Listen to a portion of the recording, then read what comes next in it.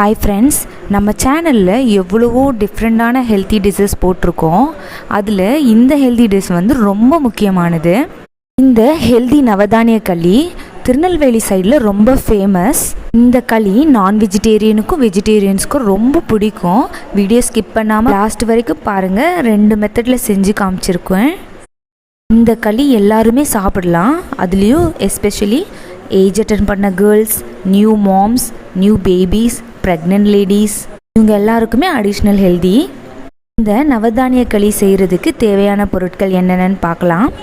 அதுக்கு 100 கிராம் கோதுமை, 100 கிராம் கம்பு, 100 கிராம் கேழ்வரகு, 100 கிராம் சோளம், 50 கிராம் வெந்தயம், 150 கிராம் பச்சரிசி, 200 கிராம் கருப்பு உளுந்து, 100 கிராம் கொண்டக்கடலை. இது வந்து கருப்பும் எடுத்துக்கலாம், வெள்ளையும் எடுத்துக்கலாம், ஆப்ஷனல் தான்.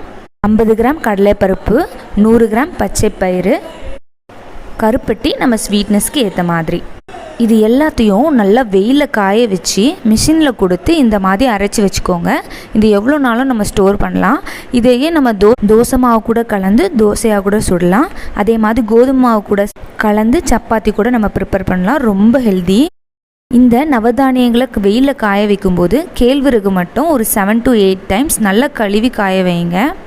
இந்த மாவை நம்ம ரொம்ப பவுடர் கன்சிஸ்டன்சிக்கு அரைக்க வேண்டாம், கொஞ்சம் திருன்னு இருந்தாலே போதும். நான் இங்கே 1 கிளாஸ் மாவு எடுத்திருக்கேன். அது கூடவே நான் 1 கிளாஸ் தண்ணி ஊற்றி நல்லா தோசை மாவு பதத்துக்கு நல்லா கலக்கி எடுத்துக்கணும்.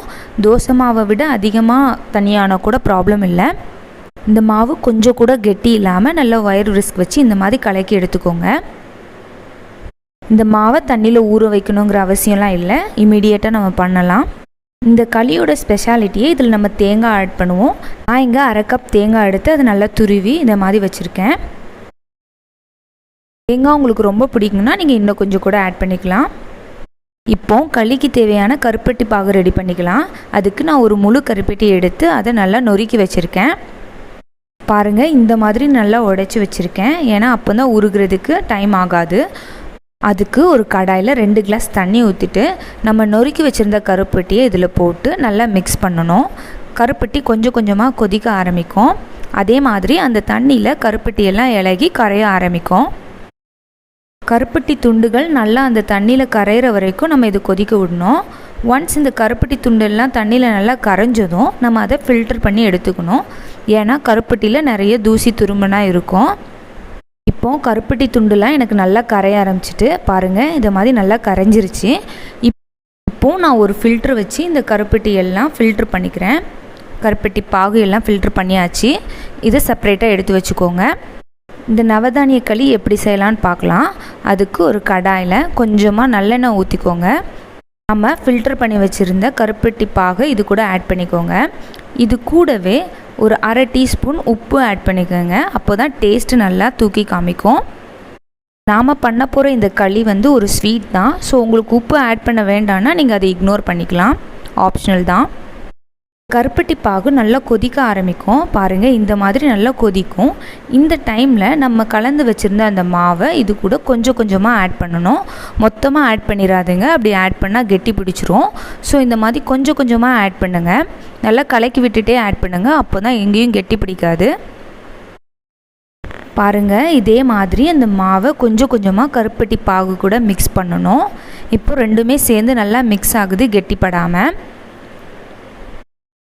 ஒன்ஸ் எல்லா மாவும் கருப்பட்டி பாகு கூட மிக்ஸ் ஆனப்புறம் நம்ம கை எடுக்காமல் கிண்டி விட்டுட்டே இருக்கணும், இல்லைன்னா கெட்டி பிடிச்சிரும். இந்த மாதிரி ஸ்டேஜில் நம்ம இது கூடவே 2 டீஸ்பூன் நல்லெண்ணெய் ஊற்றி நல்லா கிளறி விட்டுட்டே இருக்கணும். நல்லெண்ணெய் எவ்வளோ ஊற்றுறோமோ அவ்வளோக்குள்ளே இது நல்லா அல்வா மாதிரி வரும். நல்லெண்ணெய் உடம்புக்கு ரொம்ப நல்லதுங்க. ஸோ நீங்கள் தைரியமாக ஆட் பண்ணலாம், எவ்வளோ வேணால் ஆட் பண்ணலாம். இது டேஸ்ட்டை என்ஹான்ஸ் பண்ணி தான் காமிக்கும். பயப்படாமல் ஆட் பண்ணுங்கள்.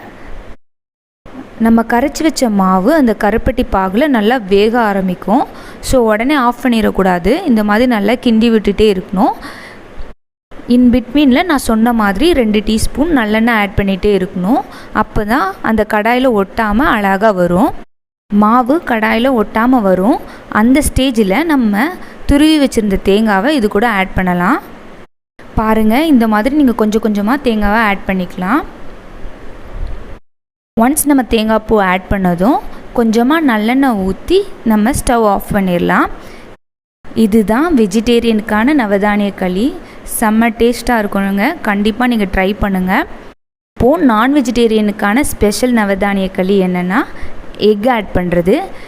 நம்ம தேங்காய் பூ ஆட் பண்ண உடனே இந்த களி கூட 2 முட்டை உடைச்சி உள்ளே ஊற்றி நல்லா கலக்கணும். இதில் முட்டை ஸ்மெல் எதுவுமே வராது. நாட்டுக்கோழி முட்டை ஆட் பண்ணால் ரொம்ப நல்லது. உங்களுக்கு நாட்டுக்கோழி முட்டை கிடைக்காத பட்சத்தில் நீங்கள் நார்மல் முட்டையே ஆட் பண்ணிக்கலாம்.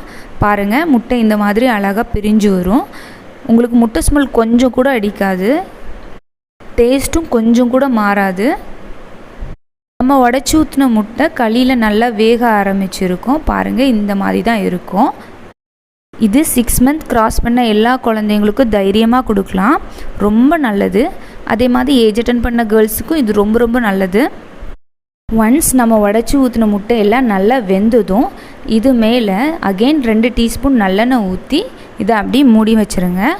ஒரு 5 மினிட்ஸ் கழித்து இதை எடுத்து சாப்பிட்டிங்கன்னா அப்படியே அல்வா துண்டு மாதிரி அழகாக வரும்.